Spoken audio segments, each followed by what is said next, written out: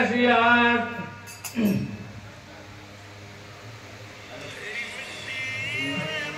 तुम्हार मन में लगी ऐसी आस सजन कम चल जो सजन कम चल जो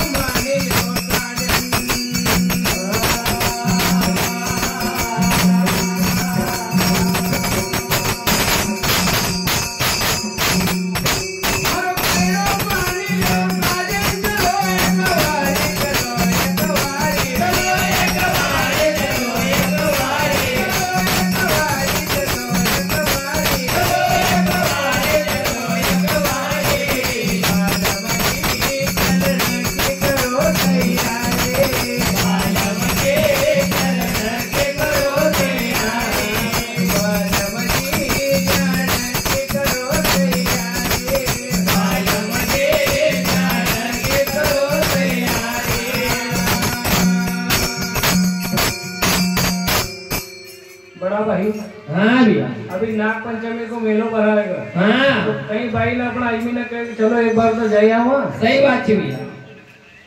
तो लेकर कहीं लिखी जाए बताओ यार भैया।